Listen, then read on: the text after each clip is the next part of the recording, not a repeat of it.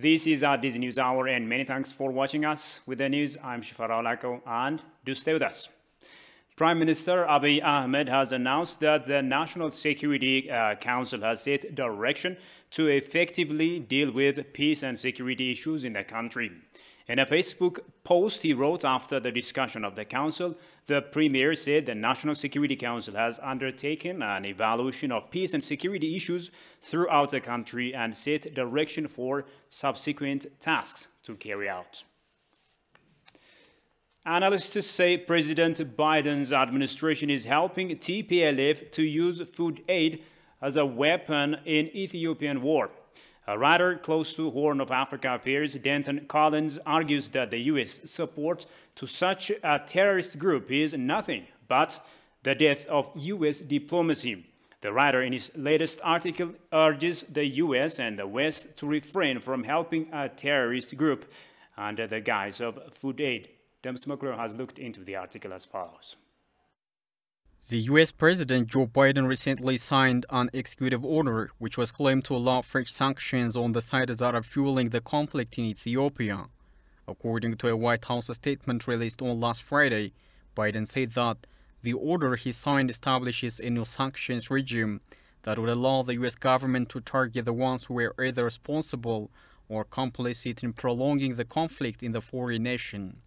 He also noted that the situation in Ethiopia has provided the U.S. Treasury Department with necessary authority to hold the government officials accountable. According to writers in the field, such claims of President Biden's are, however, nothing but part of his administration's humiliating foreign policy record. According to an American writer, Denton Collins, America has lost historic allies in Ethiopia and France just in a couple of days due to misguided foreign policy measures. Collins argued that the executive order has no doubt but emboldened the TPLF and prolonged the war in Ethiopia, other than alleviating the current crisis. Collins claims TPLF is a cunning modern equivalent of South African National Party of Apartheid and the Nazi Party of Germany. But the Biden administration, according to Collins, is now working to keep this terrorist group in life, providing a number of aids, including food aids. Collins said that the so-called food aid to Tigray by the U.S. and other Western countries went out of purpose, and USAID mission also admitted that TPLF was indeed attacking and stealing food from aid storage depots. I do believe that TPLF has been very opportunistic. Maybe they're stealing from citizens. We don't have proof of this, of course. What we do have proof of is that several of our warehouses have been looted and completely emptied in the areas, particularly Amhara, where the TPLF soldiers have gone into. Yes, we know that that's a fact. In Amhara now, we now know that the TPLF has every town that they've gone into. They've looted the warehouses. They've looted trucks. They have caused a great deal of destruction in all the villages they visited, and it's a great concern for humanitarians. This, according to Collins, has been a deliberate action of the U.S. to provide food aid to the TPLF group, which will serve as a fuel to keep the fighting. Collins argued the U.S. has long-standing knowledge of misuse of food aid by the TPLF when ruling Ethiopia, let alone while on the run. Referring to the 1980s, Collins stated that the TPLF survived by exaggerating the population under the threat of famine through the sale of food and other techniques involving their diaspora Tigrinya-speaking community in Sudan, from where arms were smuggled through. They also used food as a weapon of rewarding supporters and penalizing those who refused to cooperate.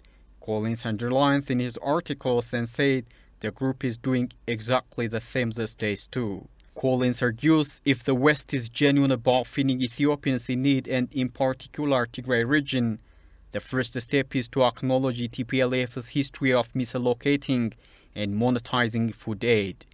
Collins concludes that if such actions will not put in place by the US and other Western countries, Ethiopia is in its right to eliminate any threat within or outside its borders.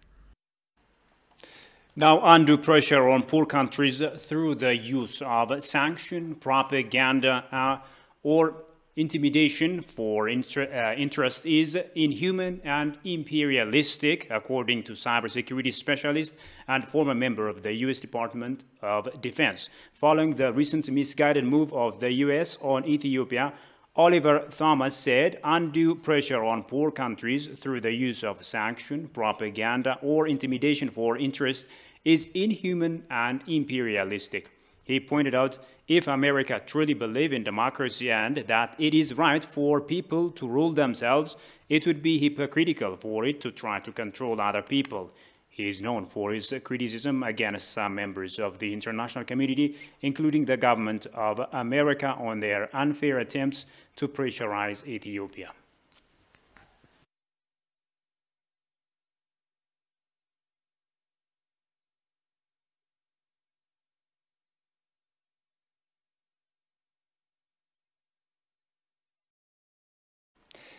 Now, let's turn our attention to trending stories on Ethiopia that happened over the past 24 hours. And here in the studio is Sentayo Tamrat to help us bring up to speed. Sentayo, a very warm welcome. Thank you. Thank you. So what have you observed? What are some of the stories that happened regarding Ethiopia over the past 24 hours? Okay, there have been just a handful of stories, but for the time being, I've just chosen two of them which focus on the news you read so far. And these are just a group of countries have sent to the UN Human Rights Commission a letter, and also a UK special envoy on current issues. Just humanitarian crisis has been here in Ethiopia. And it was briefed, so I will just try to brief on these two issues. Okay. Regarding the first one, some 11 countries or 12 countries have sent a joint message to the UN Humanitarian Commission, and these countries are China, Cuba, Democratic Republic of Korea, Indonesia, Iran, Nicaragua, Russian Federation, Sri Lanka, Syria, Tajikistan, Thailand, Venezuela, and Zimbabwe. And the letter was sent through Chen Zhu, Ambassador Chen Zhu, who is UN Chinese ambassador to the UN.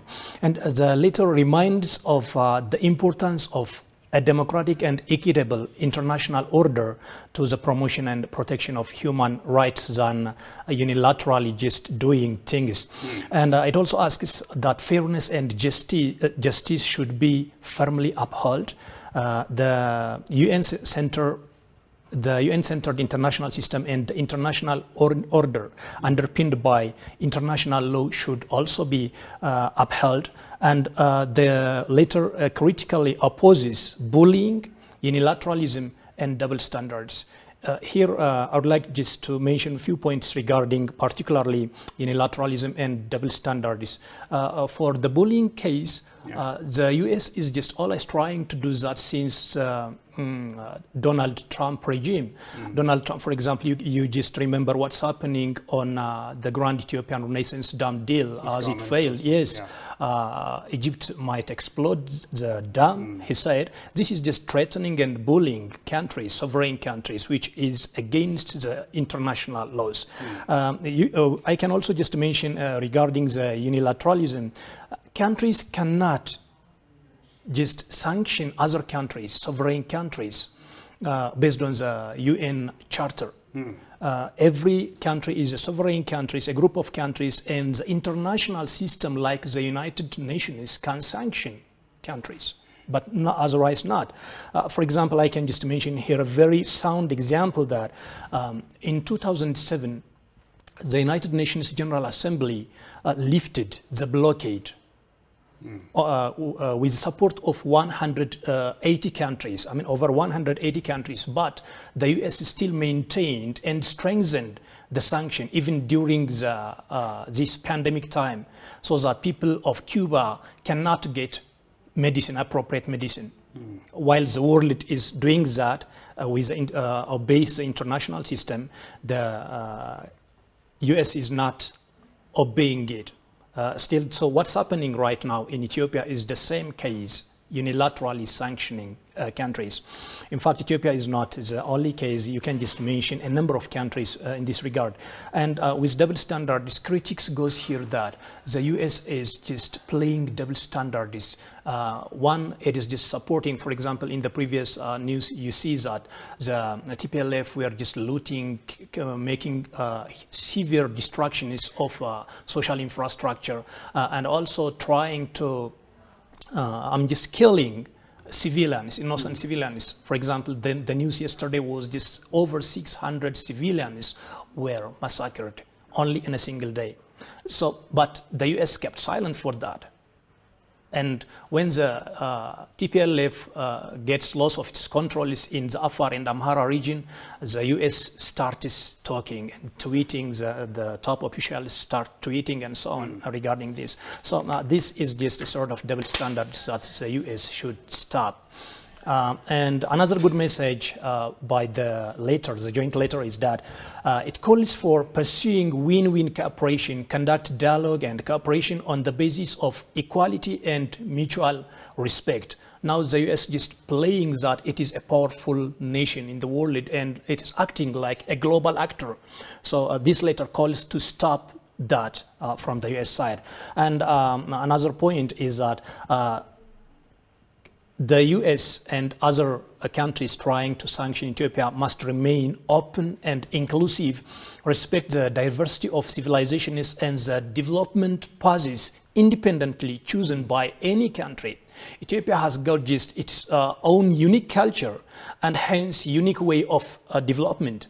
So any country should not just impose its way of development, its way of economic development, their model of development, their model of foreign policy and so on. So this is what the letter criticizes to stop from the US side. And in the field of human rights, the letter says all parties should uphold the principles of universality, impartiality, objectivity, and non-selectively strengthen solidarity and cooperation than just making ethnic divisions in countries like Ethiopia and politicizing human rights issues or interfering in other countries' internal affairs. Since the war started in the North Ethiopia, for example, the US and some Western countries are just trying to politicize the human rights affairs just to make pressures on the government of Ethiopia to stop and just so that the TPLF might advance and so on. It also calls all states to join hands in defending the common values of humanity, namely peace, development, equity, justice, democracy, and freedom, and promoting and protecting human rights and building a community with a shared future for human beings. It says this is how the letter ends up. And my next point is UK Special Envoy for Famine Prevention and Humanitarian Affairs has been here in Ethiopia, and the envoy has met the State Minister of the Ministry of Finance, Eyob Tekaling, and the envoy was briefed on both the economic condition of Ethiopia as well as the crisis in North Ethiopia and the humanitarian assistance progress so far. And the envoy, UK's government, the envoy just expressed as UK's government committed to continue to assist government of Ethiopia in addressing humanitarian situation in North Ethiopia, in Afar, Amhara, and Tigray regions. These are what I have for now. Indeed. Thank you, Sundayo. Thank you so much.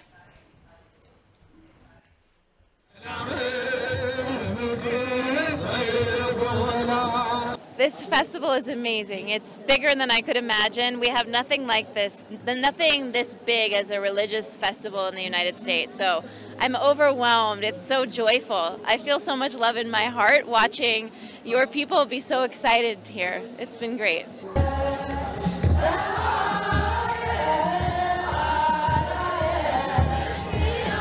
Definitely, you see a lot of different pastors and churches come from different regions, and they all have their own different designs of the crosses, and they all bring together something different from their region to here, and it brings in so much other people too. And I'm definitely excited to see for the first time the burning of the Demera.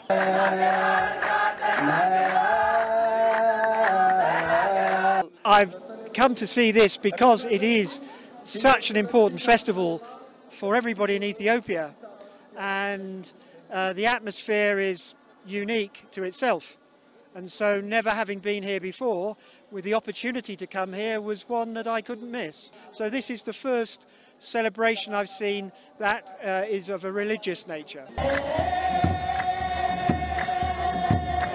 I have never been a part of such an amazing spiritual and sacred event and celebration. If you could be here with me, you can just feel so much emotion and so much beauty. When I look around, you see everybody in their traditional clothes and they're wearing it with pride and with the Ethiopian materials. It's so beautiful and colorful, and the singing is so special as well.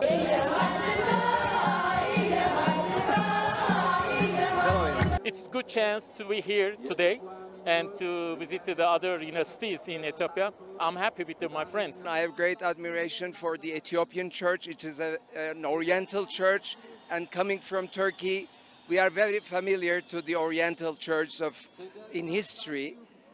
So first of all, this is very important for me, to be here. Secondly, this is an extraordinary festival. So colorful, so much representing the country as well.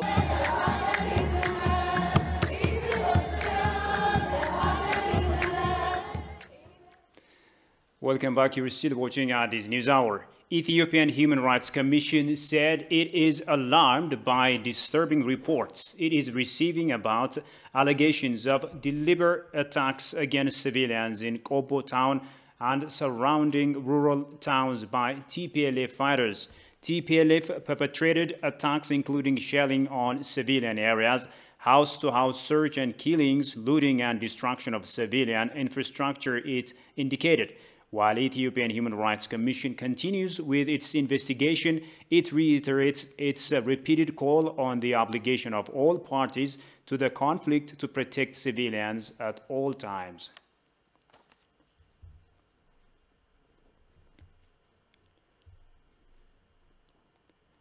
The National Election Board of Ethiopia says it is finalizing preparations to run election on September 30, 2021 in Somali and Harari region and referendum in Southwest People in the southern regional states.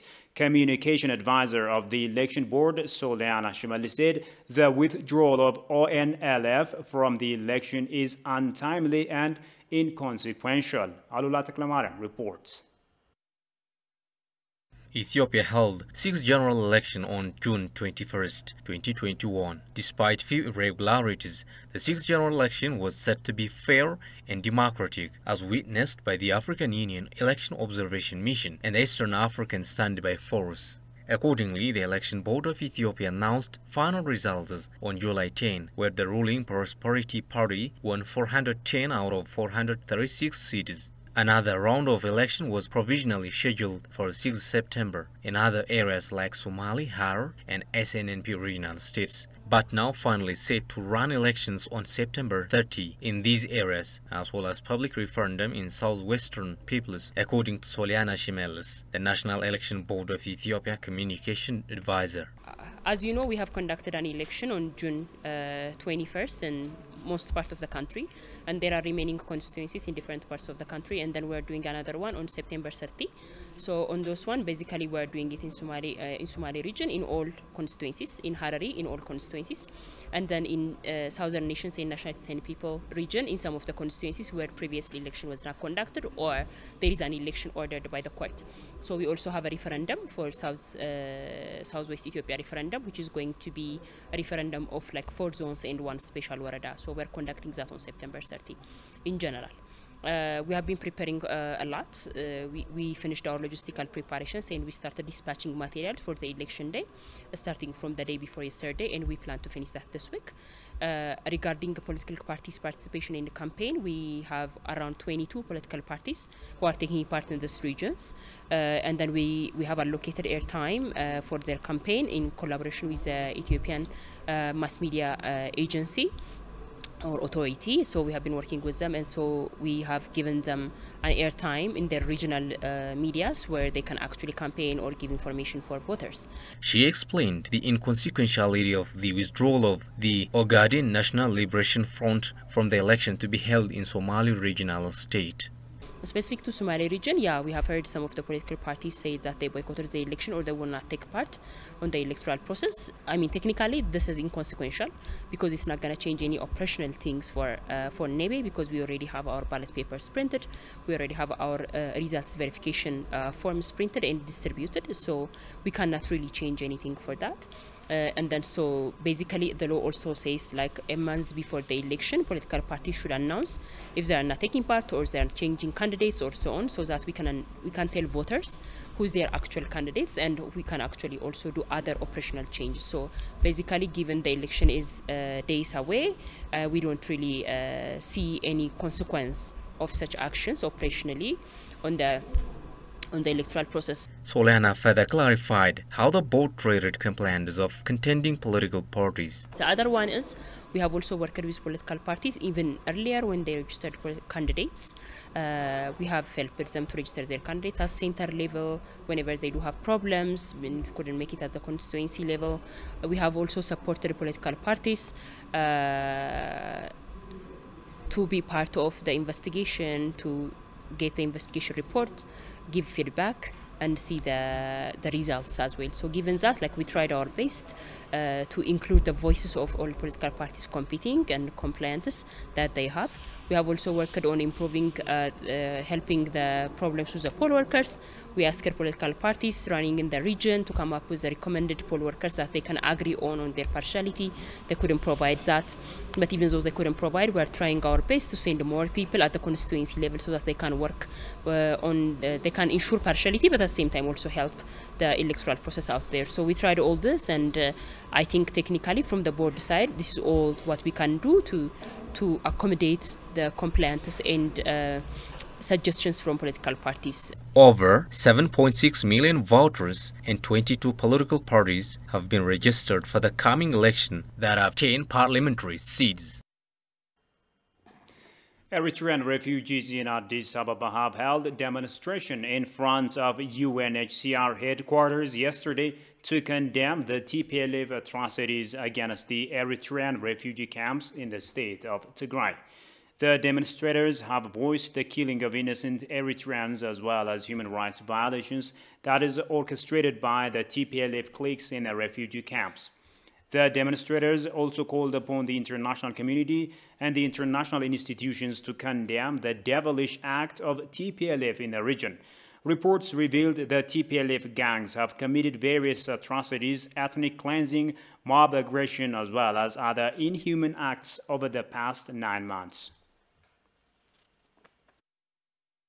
Now, as Mescal, which is the finding of the True Cross, draws near, preparations are underway to mark the occasion, which is an extension of the New Year vibe.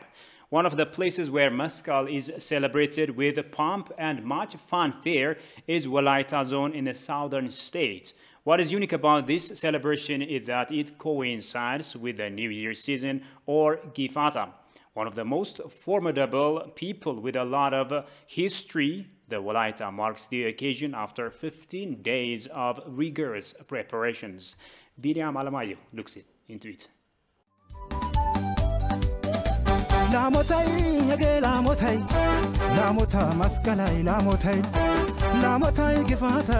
The Walaita warmly celebrate the transition to a new year with the festive Yo-Yo Gifata.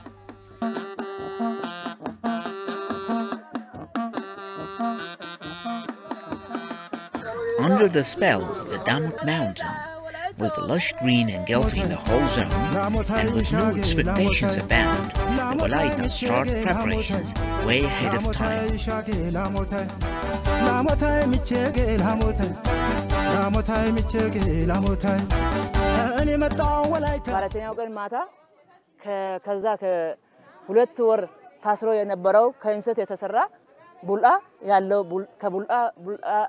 አቅርቤን ሙቾ ነው የሚባለው ሙቾ ማታ ተሰርቶ ጧት ጎረቤት ሁሉ ተሰብስበው አብሮ ወደ 10 የሚሆኑ ጎረቤቶች ቡና አንድ ላይ አምጥተው በአንድ ሽማግሌ ቤት ቡና ይጠጣሉ።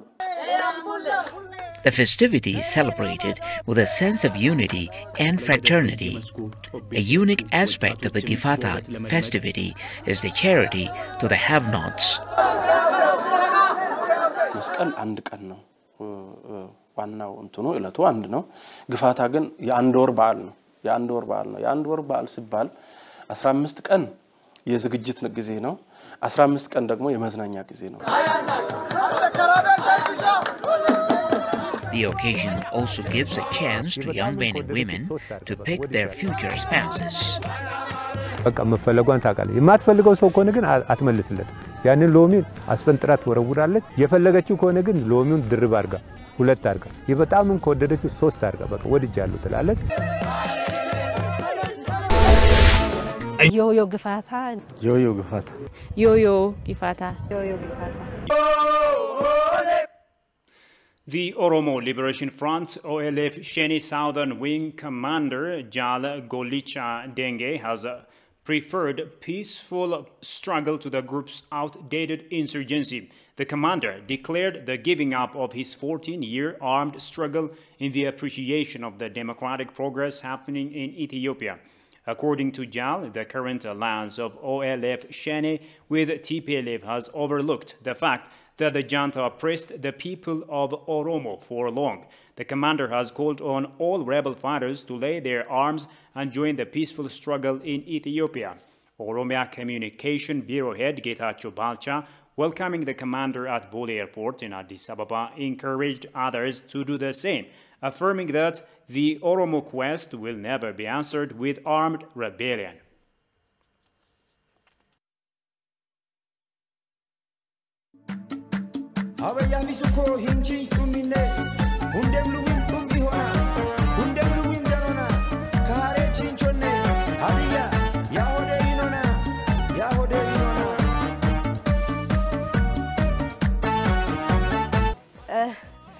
በሀዲያ ብሔር የሴቶች ሙያ መለኪያ ዋናው አተካና ነውና ይሄንን መስራት ካልቻልሽ ባላታገኝም ቢያገባሽ ራሱ ይፈታሻል ነው ይያሉኝ ያሉኝ እና ለሁሉም ድርሻ አለው በመስቀል ላይ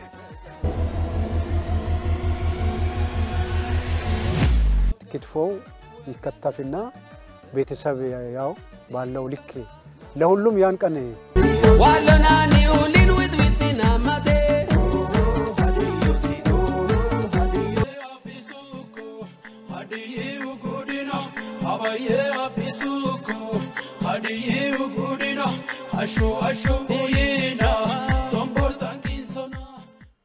And finally, the Ethiopian Airlines, Africa's largest airline, said it will resume flights to Enugu, Nigeria, as of October the 1st. This comes after 2 years of flight suspensions following airport renovations. October 1 is Nigeria's Independence Day, and the flight to Enugu on that day will reinforce Ethiopian Airlines' good relations with Nigeria since the first flight to Nigeria in 1960. He noted that before the closure of the airport for runway repairs, Ethiopian was the only international airline flying to Enugu.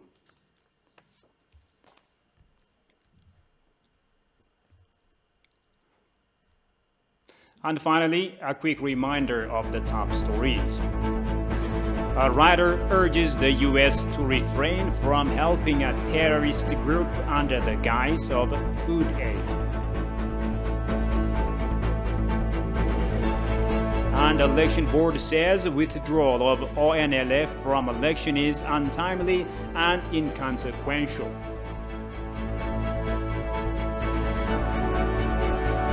That's all the news there is for now. Many thanks for watching us. Bye-bye.